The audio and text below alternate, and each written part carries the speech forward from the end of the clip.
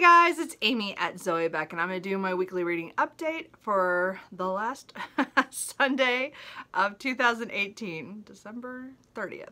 So, I actually had a pretty good reading week considering there was the whole holiday in the middle there, even though I didn't read anything on Christmas. No, no, there was no time on Christmas, and then Christmas Eve I read a little bit, but not very much. But really, I got most of my other reading last Sunday, and then during the week, this week, it was so boring at work. I did a lot of reading.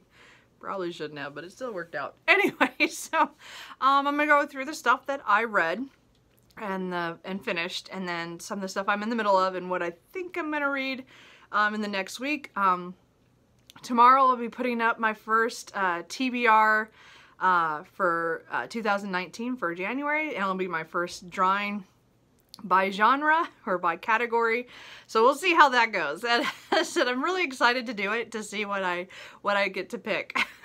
And so I'm hoping this is gonna help with picking books, so we'll see what happens. So anyway, so on Sunday last week I picked up and read How to Be a Good Creature by Cy Montgomery. This also is illustrated by Rebecca Green. It was, again, this is the author of The Soul of an Octopus, which I really enjoyed in Nonfiction November. The audiobook was just fantastic. So I had asked for my library for one of her other books, and this happened to be the one that I picked. And this was actually really cute because it was kind of a memoir of her life in relation to what animals that she was caring for, or, you know, were exposed to during that time. And it was really interesting because, again, she's traveled a lot to do things with animals and stuff, and I don't know how to explain what her job is. Like, I don't even know. As I said, she goes to different places and then helps with research a lot of times, or is involved in the research of and taking notes on different creature or animals and stuff in their environments and stuff like that. So again, The Soul of the Octopus, that book was talking about her learning about octopus and what she did with all that, which was really a fascinating book on that. So again, it talks about different animals in their lives, which is dogs, and you know, there's the octopus there, and other, you know, things that just through her life, like she was in Australia, and there's some emus, and it was a really interesting book. I think it was a little, because it's a memoir in a way, because it's talking about a memoir in 13 animals, I think is how it was put. A memoir in 13 animals. So I think it was fascinating the way it's structured, and it was a little sad to read. You know, you read about somebody's life, and there's everybody has their issues and things that have good and bad things, and it was a little hard. I have to admit, I was a little upset for her, even though she, you know, again, she lived her life. It was what she went through and stuff. It's not her fault. It was, let's just say, I didn't care much for some of her relatives anyway, and what they did. But I think overall this is really a good book. It was really fast. I mean, I said I didn't, oh, I left a bookmark in there. But like, they have like pictures that, again, because it's illustrated by Rebecca Green, and it was a cute book. It's a really short read and really fast. So I read that Sunday afternoon, and I really enjoyed it. It was just fun. I said. And then during the week, I listened to on audio I Will Find You, Solving Killer Cases from My Life Fighting Crime by Detective Lieutenant Joe Kenda. So of course, if you guys watch ID Network at all, or see Homicide Hunter, this is the guy that they take the story, or it's his case files that they're using for the show, and it is actually my favorite show on ID Network. I love watching him. I just love his attitude, his little snark, and he just makes me happy. Anyway, but it's so, because it's tempered with all the bad things, and I think I like his humor. And again, maybe it's the cop humor, the morbid humor, but it really is. It was actually a really good book, and it was hard hitting on certain aspects, considering that this book was probably written only because he is on TV. But he wrote really well with his ghostwriter. He does credit him in the back of the book and stuff, so that was pretty awesome. But I enjoyed it because the audiobook I got on a sale on Audible was him. You know, it was him reading the manuscript. So I really enjoyed it, and it was just a fun audiobook that way, although it was really hard hitting and some of the stories were brutal, and I knew several of them from the TV show, but the more brutal ones of course are not on the TV show. So but they were part of his history. So, and he was really candid about how it affected his life, his marriage, and his kids growing up and everything. And I thought it was just really well done for kind of a true crime one. That's not, I mean, not, because it's not only one case, it's like all these different ones. And it was just, I thought it was a pretty good book to put together. I was actually pretty impressed with how it all turned out. Because again, I know that those two are both kind of memoirish, and I don't usually tend to read memoirs. That's not kind of the nonfiction I'm drawn to, but both of these were people I found very fascinating in real life, like, and follow them on social media, or, you know, or go on Joe Kenda, watch his television show, but, you know, it's like, I don't normally feel that way, but it's really funny. I must have been just in a kick for this, because I got from my library a book about another celebrity, which I hadn't read on. I don't know if I've ever read a book on her, but I saw a movie on her like years ago, and I always wanted to find a book, and I just haven't, and there's still a book I'm looking for.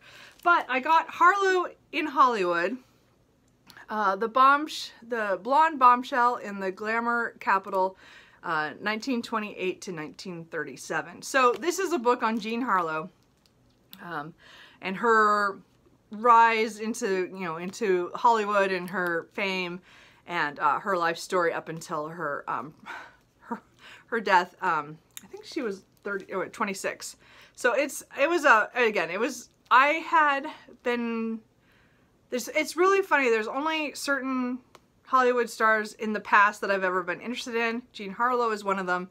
Again, Marilyn Monroe is pretty obvious one, but I always like, and Jane Mansfield. And I've read books on the other two, and I never did find a book on her when I was looking for it. And so there's another book I want to get called Bombshell by David Steen, I think it is. And I just need to find a copy. There's not one at my library, so I gotta look for that. But it's supposed to be another more in-depth on Jean Harlow. Anyway, and I watched the movie, was obsessed with that movie, and now I know how inaccurate it is, and it drives me crazy just thinking about it. Anyway, so this is a gorgeous hardcover book that has pictures of her and places, you know, just like her whole Hollywood life. It's just incredible, the pictures that they got. I mean, it's just the archive of all the pictures is just, and they credit almost every picture with who took that photo. I think they did a really good job of doing that. And then they tell there's a lot of actual print in here. So there's like, you know, it's not just pictures. It did take me a while to read this over this last week, but I would read it later when I was tired of the other book that I'm in the middle of.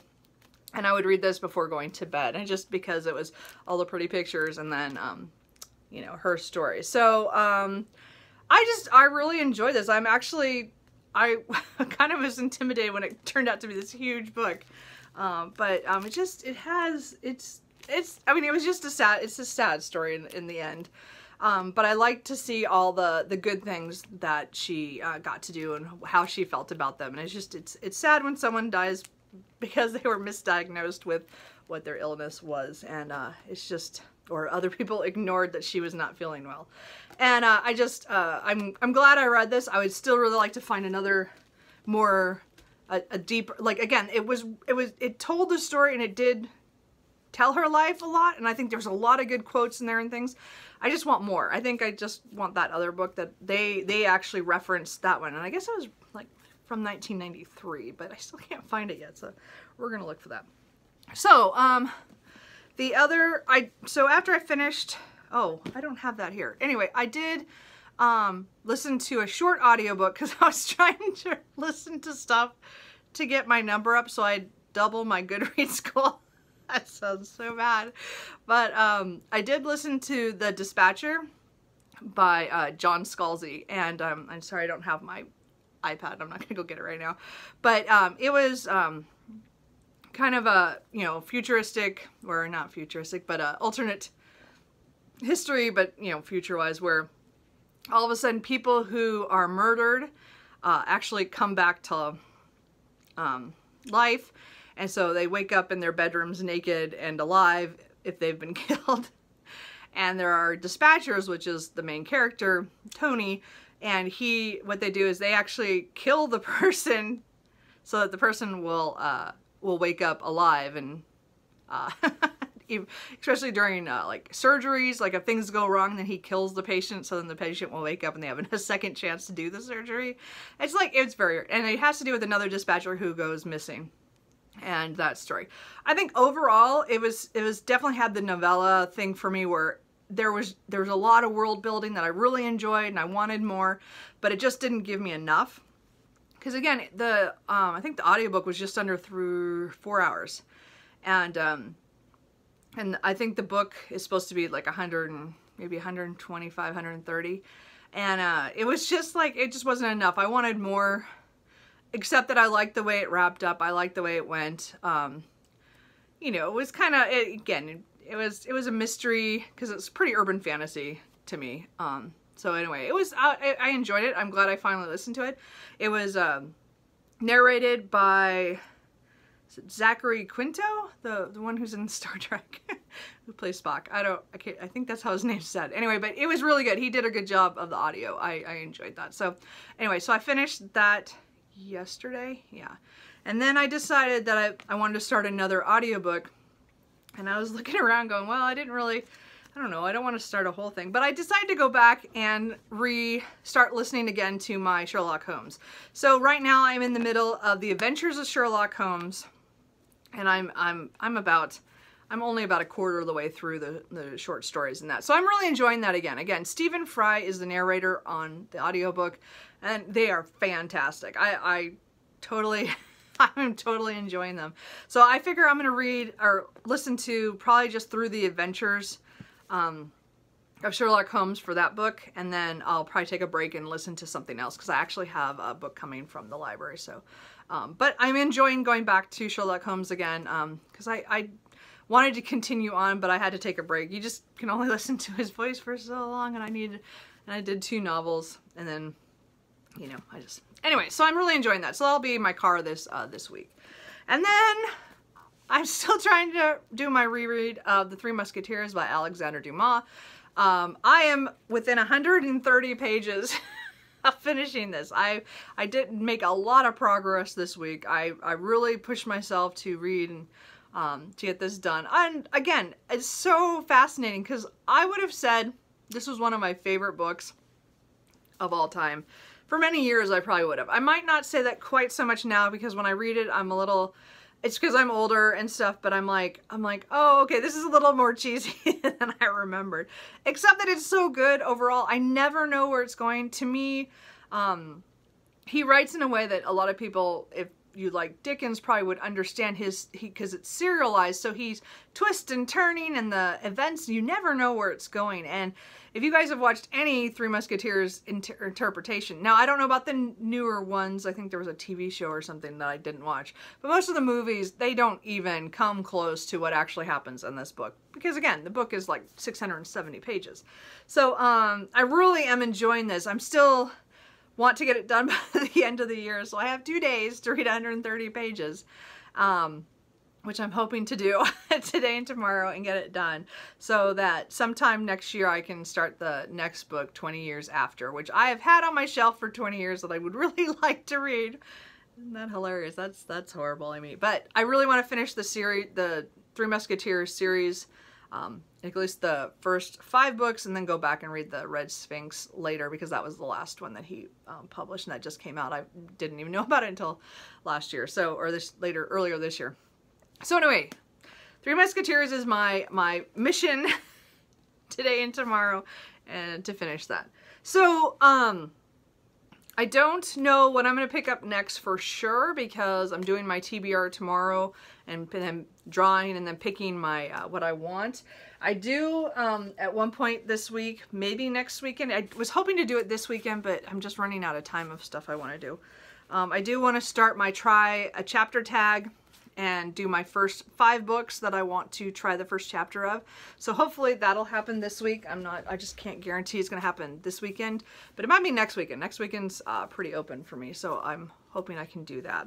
And then the only other book that is possible that I might pick up is And Only to Deceive by Tasha Alexander. I picked this up last weekend, and I picked it up after watching Kate Howe talk about it as one of her favorite mystery series. And I picked it up that day, and I went out to lunch, and I didn't have my book with me. I don't remember where why that was, but I didn't, because I didn't expect to be out. That was why I had to wait for something for a Christmas gift. So anyway, so I started reading this, and I read the first 30 pages, and I was really involved in this, and I had to put it down because I had to finish the other books I was in the middle of, or I'm still trying to finish the books I'm in. So I do want to pick this up really soon, so I'm hoping this is going to be one of my next reads too, as well. Anyway, so that's all the books. I've talked a lot. There's a lot of things going on. I actually read more this week than I thought I would. Kind of helped. It was kind of quiet at work, and but again, I didn't read very much on the holidays. But well, and so this holidays, I'm just going to give you a heads up, is that I'm get to go to Pal's bookstore tomorrow with my parents because my dad and I both got gift cards to Pal's, so we're going downtown tomorrow and spend all our money, and of course I have all that credit. Yay! So I will probably do a book haul later this week with all my stuff that I get from Pal's, which I'm really excited. I'm gonna go make my list today to figure out what I'm gonna go look for. So anyway, I hope you guys had a great reading week, and if you guys have if you guys are off for the New Year's, I hope you guys are gonna be safe, and also I hope you read a lot, or just have fun. So I will talk to you guys later. Bye.